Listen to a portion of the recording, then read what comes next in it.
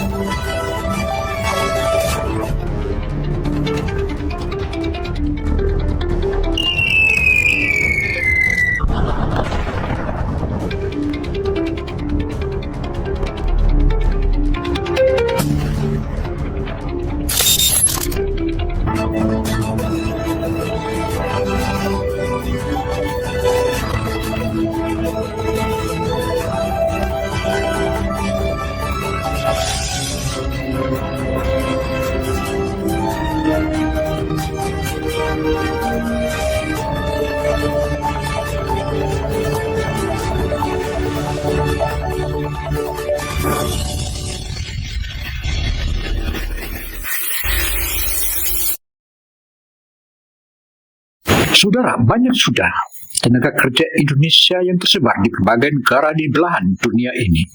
Tak jarang di antara mereka dilecehkan, bahkan diremehkan. Tetapi yang satu ini awalnya diremehkan, tenaga kerja kita Indonesia.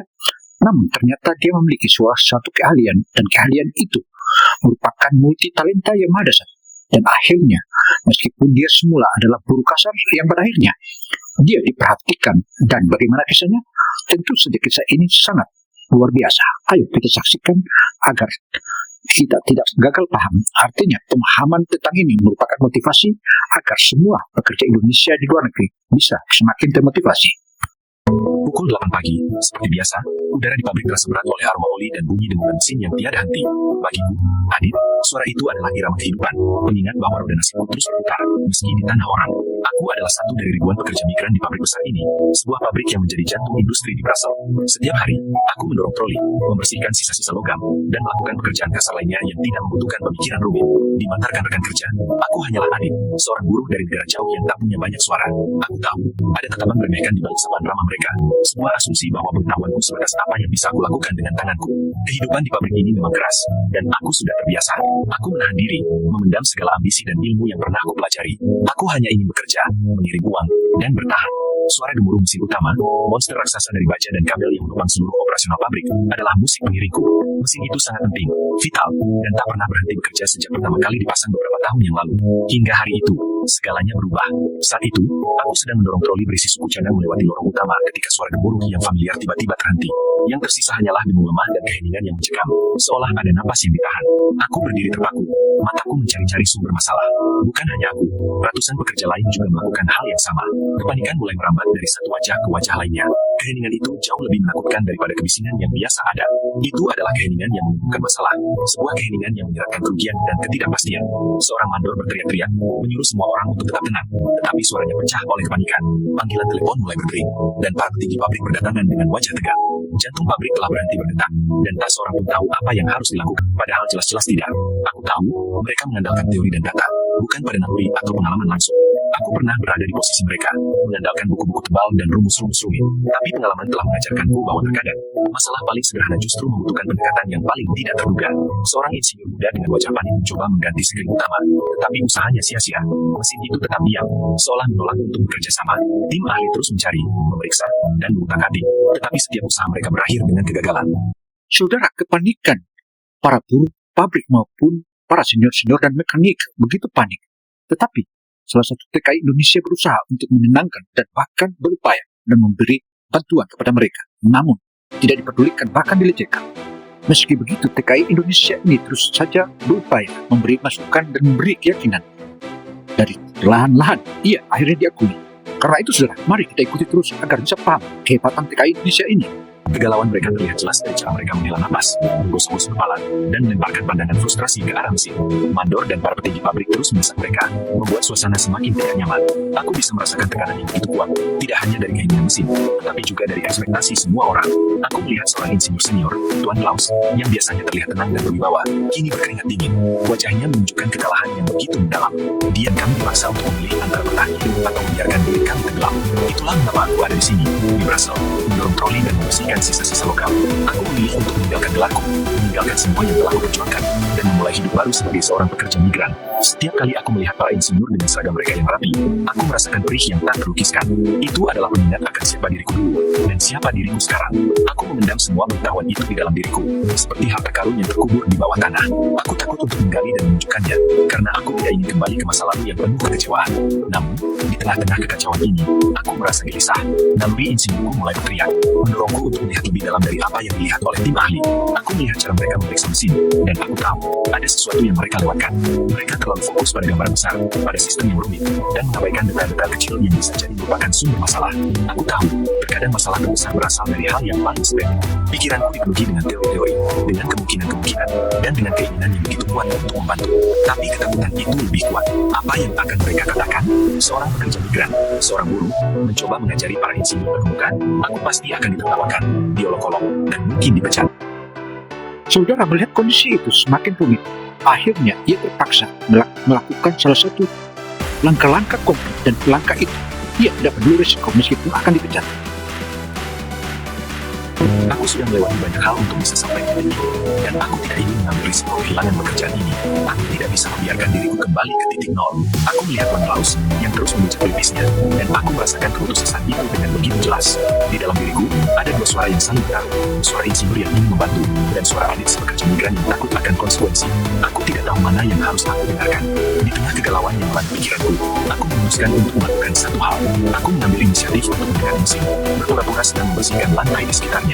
Dengan hati-hati, aku mengamati setiap jengkal monster baja itu, mencoba mencari petunjuk yang mungkin terlewatkan. Aku tidak melihatnya sebagai mesin yang rusak, tapi sebagai teka-teki yang perlu dipecahkan, seperti yang sering kulakukan di masa lalu. Aku melihat pola, alur, dan cara kerja yang sudah hafal di luar kepala. Mataku tidak hanya melihat baja, kabel, dan panel, tetapi juga melihat sebuah sistem yang seharusnya berfungsi dengan harmonis. Aku melihat para insinyur yang sibuk dengan alat-alat canggih mereka, mengukur voltase, mengecek tekanan, dan menganalisis data. Aku tahu, mereka mencari masalah yang besar, yang membutuhkan solusi yang rumit. Namun, pandanganku tertuju pada sesuatu yang jauh lebih kecil, sesuatu yang seolah-olah tidak terlihat oleh mata mereka yang terbiasa melihat hal-hal besar. Tepat di bawah panel kontrol, di balik tumpukan kabel yang rumit, aku melihatnya. Sebuah kabel kecil berwarna merah, yang seharusnya terhubung erat pada sebuah terminal, tampak sedikit longgar. Itu adalah hal yang sangat sepele, begitu mudah terlewatkan, tetapi bisa menjadi penyebab dari masalah besar. Selain itu, mataku juga menangkap sesuatu yang lain. Sebuah sensor kecil, yang berfungsi sebagai mata dan telinga mesin, tampak sedikit bergeser dari posisinya yang seharusnya. Itu adalah pergeseran yang sangat halus, mungkin hanya 1 atau 2 mm, tetapi aku tahu, dalam dunia mesin, pergeseran sekecil apapun bisa menciptakan efek domino yang merusak. Aku ingat pernah membaca sebuah buku, yang menjelaskan bagaimana sensor yang tidak pada tempatnya bisa mengirimkan data yang salah ke sistem utama, membuat mesin menganggap dirinya dalam bahaya dan secara otomatis mematikan diri. Aku yakin, itulah yang terjadi pada mesin ini. Aku melihat para insinyur yang terus berputar-putar di sekitar mesin, memeriksa hal-hal yang rumit, dan aku tahu, mereka tidak akan pernah menemukan masalah ini. Mereka terlalu sibuk mencari badai di tengah lautan, padahal masalahnya hanya ada pada satu tetes air yang menetes dari langit. Aku melihat Tuan Klaus yang kini terlihat sangat putus asa, dan aku tahu, jika tidak ada yang mengambil inisiatif, pabrik ini bisa terhenti selama berhari-hari. Adit, si pekerja migran yang mencoba memperbaiki mesin. Bodoh. Aku tidak bisa membayangkan kehinaan itu. Aku melihat rekan-rekan kerjaku. Mereka semua menatap mesin dengan wajah penuh kekhawatiran. Mereka bergantung pada pabrik ini, pada pekerjaan ini, untuk menghidupi keluarga mereka. Keheningan mesin ini bukan hanya tentang kerugian finansial bagi perusahaan, tetapi juga tentang ketidakpastian yang menghantui setiap keluarga. Aku tahu, jika mesin ini tidak hidup kembali, banyak dari mereka yang akan menderita. Aku mengaku, saya mendengar kamu yang memperbaiki mesin ini. Aku tidak tahu harus berkata apa. Aku hanya mengangguk lagi. Nyonya Claire tersenyum. Itu adalah senyum yang jarang sekali terlihat. Sebuah senyum yang membuat wajahnya terlihat lebih manusiawi. Kerja bagus, katanya. Lalu ia menoleh ke arah seluruh pekerja. Adit, saya ingin kamu datang ke ruang rapat. Saya ingin kamu menjelaskan apa yang terjadi di sana. Sekarang, aku merasa sangat terkejut. Ruang rapat, di hadapan para petinggi. Aku, seorang pekerja migran yang biasanya hanya berurusan dengan troli dan suku cadang. Para pekerja di sekitarku juga terlihat terkejut. Mereka menatapku dengan tatapan yang penuh rasa ingin tahu dan sedikit iri. Aku tidak bisa menolak. Aku hanya mengangguk dan mengikuti Nyonya Claire dan Tuan Klaus menuju lift. Aku tidak tahu apa yang menantiku di sana, tetapi aku tahu hidupku tidak akan pernah sama lagi. Tiap teori, aku mengingat bagaimana aku memenangkan kompetisi, bagaimana aku mendapatkan pujian, dan bagaimana aku memimpikan masa depan yang cerah. Mimpi itu hancur, tetapi pengetahuan itu tidak pernah hilang. Itu masih ada di dalam diriku. Meski itu, saya sudah meminta tim saya untuk mencari tahu tentangmu. Saya tidak bisa percaya bahwa seorang insinyur berpendidikan tinggi, yang seharusnya menjadi salah satu dari kita, berakhir di lantai pabrik ini. Saya tahu, kamu bukan hanya memperbaiki mesin itu, tetapi kamu juga menunjukkan kepada kita semua bahwa di balik setiap wajah, di balik setiap seragam, ada potensi yang luar biasa. Aku merasa sangat lega. Semua beban yang selama ini kupendam di dalam diriku, kini terangkat. Aku merasa seperti telah mendapatkan kembali diriku yang hilang. Nyonya Claire terus berbicara. Saya sengaja memberikanmu kesempatan ini. Saya ingin melihat apakah kamu memiliki keberanian untuk mengambilnya. Dan kamu tidak mengecewakan saya. Kamu tidak hanya jujur tentang siapa dirimu, tetapi kamu juga menunjukkan bahwa kamu peduli dengan pekerjaan ini, dengan pabrik ini, dan dengan rekan-rekanmu. Ia menoleh ke arah para manajer dan insinyur lainnya. Saya ingin kalian semua belajar dari Adit. Kita terlalu sering lihat orang hanya dari permukaan, dari apa yang kita pikir mereka bisa lakukan, bukan dari apa yang sebenarnya mereka miliki di dalam diri mereka. Mulai hari ini, hal itu akan berubah. Saya berjanji, mulai hari ini, pabrik ini akan memberikan kesempatan yang lebih baik bagi semua pekerja migran. Kita akan membuat program pelatihan, program pengembangan karir, dan kita akan memastikan bahwa tidak ada lagi potensi yang terbuang sia-sia. Untuk mengungkapkannya, Nyonya Claire memberikan dukungan penuh, menyediakan dana dan sumber daya yang dibutuhkan. Aku bekerja sama dengan Tuan Klaus, yang kini menjadi salah satu sahabat terbaikku. Kami bekerja sama untuk merancang program-program yang tidak hanya memberikan pelatihan teknis, tetapi juga memberikan bimbingan dan dukungan moral. Kami ingin menciptakan sebuah lingkungan di mana setiap orang, tidak peduli dari mana mereka berasal, bisa merasa dihargai dan memiliki kesempatan untuk berkembang. Aku melihat diriku di cermin. Wajahku tidak lagi menunjukkan kelelahan dan keputusasaan.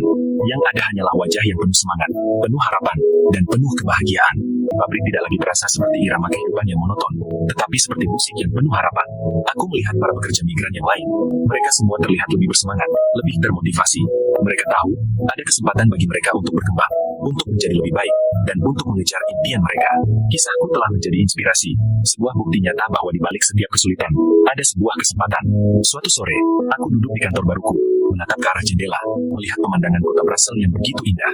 Ponselku berdering, dan aku melihat nama ibuku di layar. Aku mengangkat telepon, dan ia bertanya, "Bagaimana kabarmu, Nak?"